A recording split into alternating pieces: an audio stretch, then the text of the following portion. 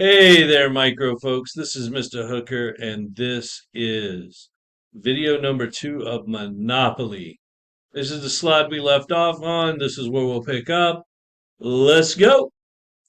So, here is the table on demand, total revenue, marginal revenue. We're looking at De Beers, the De Beers Monopoly diamonds. Uh, so, price of diamonds from 0 to 1,000.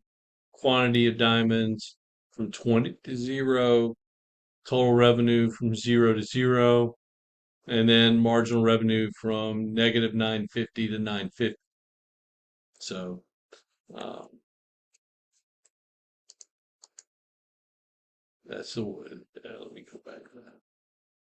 And then you can see the way that works out. You maximize profit there at,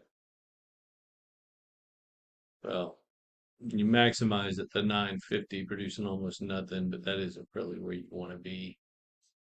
Um, but you want to be up there on the top end. So where you're going to end up at is 550. So that's the way that works out. So it's like I told y'all before, you're going to end up on that top end, the elastic portion. So your demand, total revenue, marginal revenue curves, you're going to end up there in that top end of in that. So the bottom is that total revenue. You see where it goes up, peaks, and then falls. So it's peaking at that unitary elastic point. The bottom, the rising portion is the elastic portion. The falling portion is the inelastic portion. So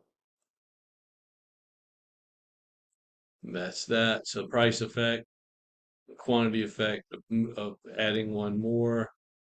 Um, so quantity effect is dominating in that first half, and the price effect dominates the second half. So profit maximization for a monopoly. So profit maximization consists of two steps. Choose the quantity, choose quantity where marginal revenue equals marginal cost.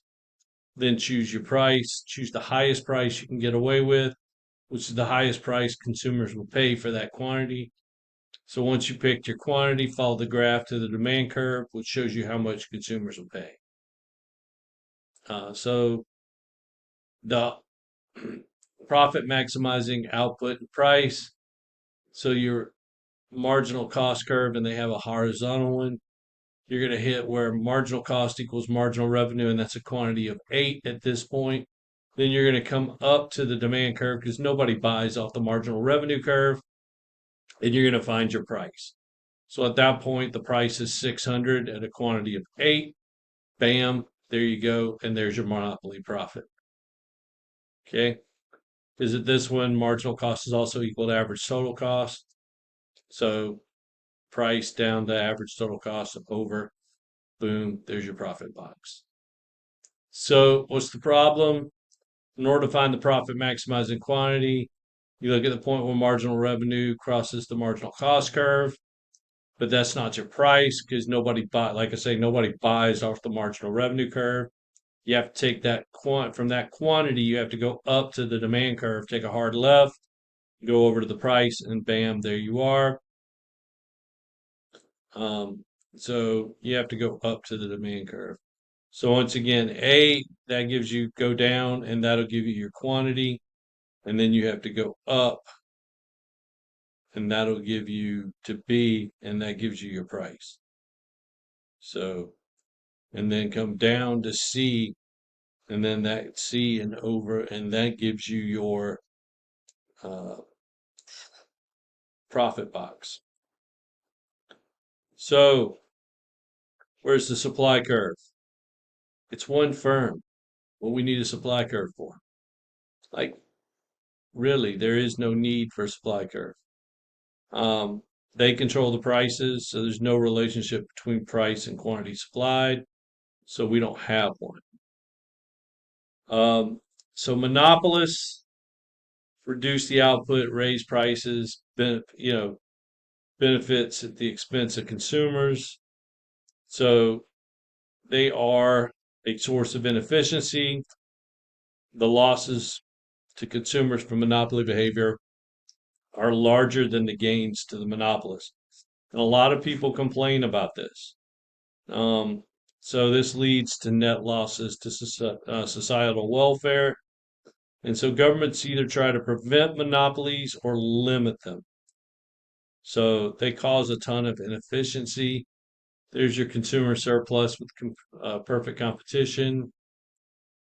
And with a monopoly, there's your consumer surplus, that tiny little box at the top. And there's the monopoly profit on the bottom. So, bam. And then there's all that dead weight loss on the side. So, what do we do? If it's a natural monopoly or a network externality, bigger is better for the consumer. They provide value.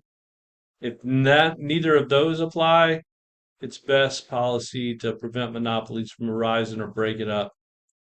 By 1878, Rockefeller Standard Oil controlled almost all of the U.S. oil refining. 1911, court order broke the company into a number of small units, including the companies that later became Exxon and Mobil, and then in 1999 became ExxonMobil.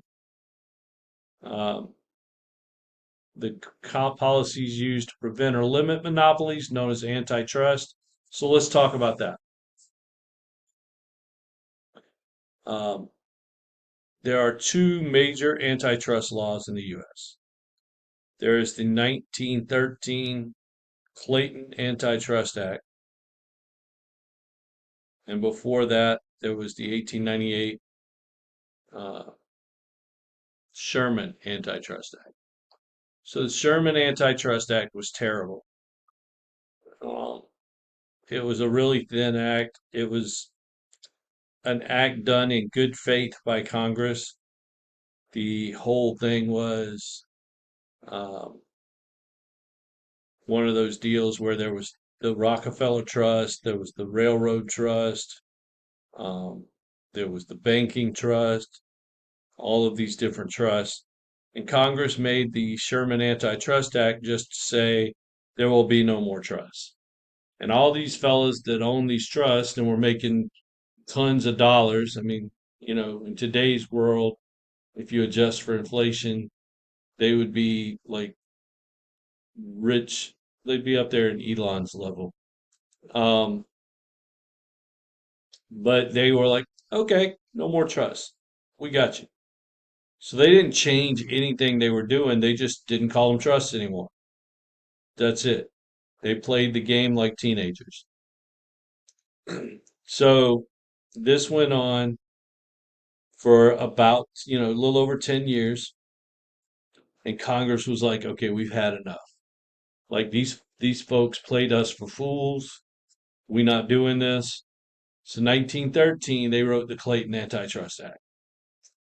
This thing is like the Encyclopedia Britannica. If you've ever seen the book version of that thing was thick. So this lists everything you can do, everything you can't do, everything you're supposed to do, and everything you're not supposed to do. So you can do this, you cannot do that, you can't do this. If you do that, you will do this, and you will have training on this once a year, and you'll have a lawyer do this, and you won't do that, you will do this. And if you're in this industry, you can't do that. But if you're in that industry, you can do this. It outlines every little thing you will do. So it basically was Congress saying, okay, if you're going to act like teenagers, we'll treat you like teenagers. We will tell you every little thing you're going to do. So that was the Clayton Act.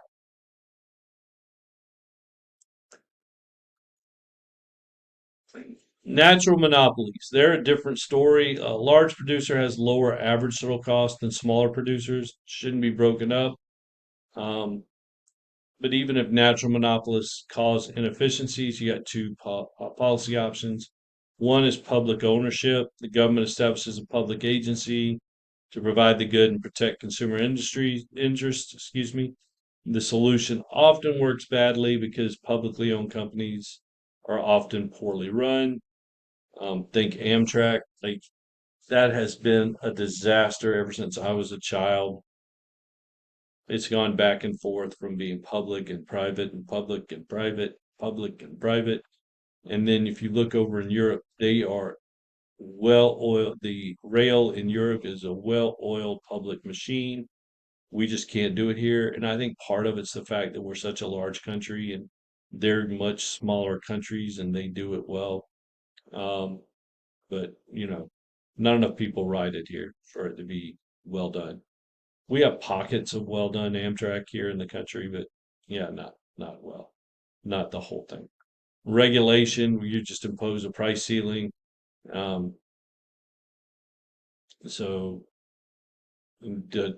so a price ceiling imposed on the monopolist doesn't create shortages if it's not set too low.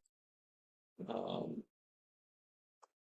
get through all of it. Let's back it up. All right.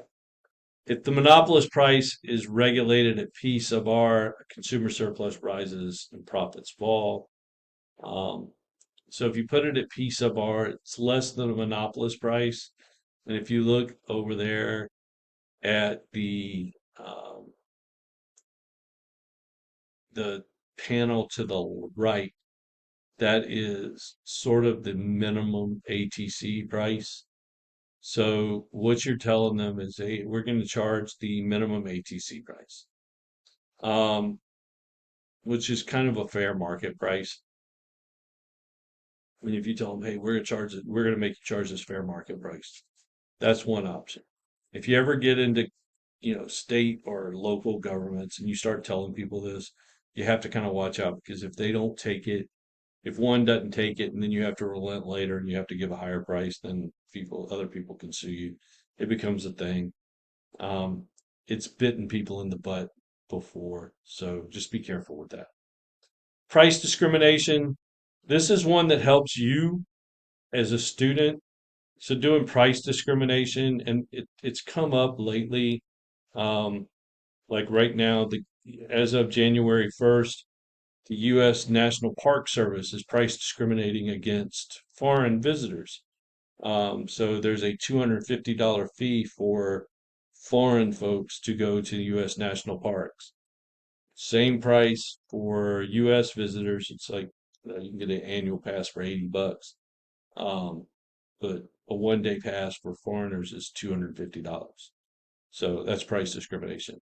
So far we've assumed our firm's a single price monopolist, offers its product to all consumers at the same price, but some firms will practice price discrimination.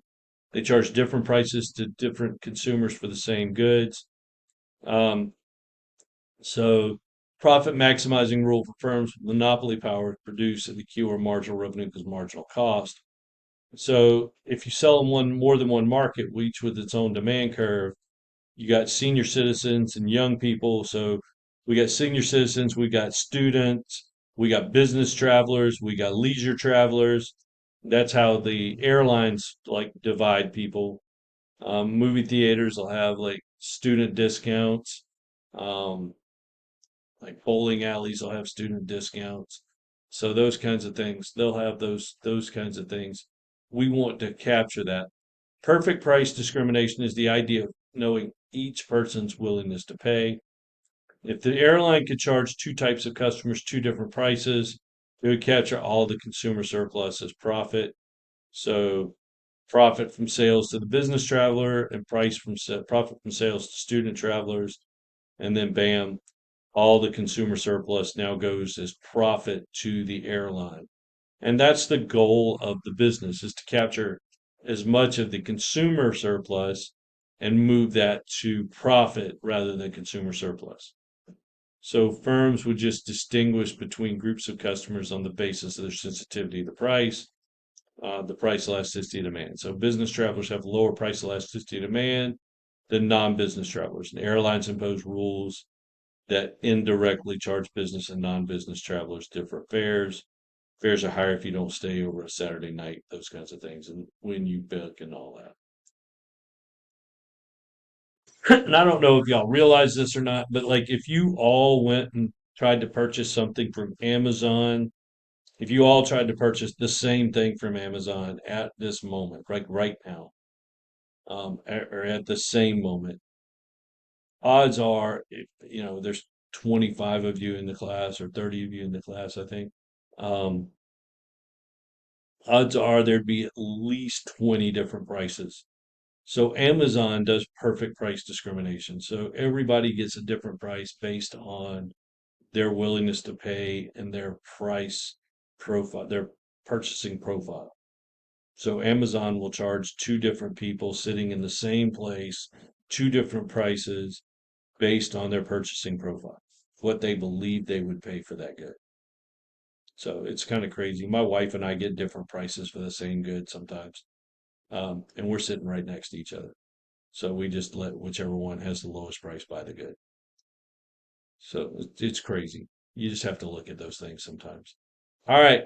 We will wrap this up in video number 3. I will see you there.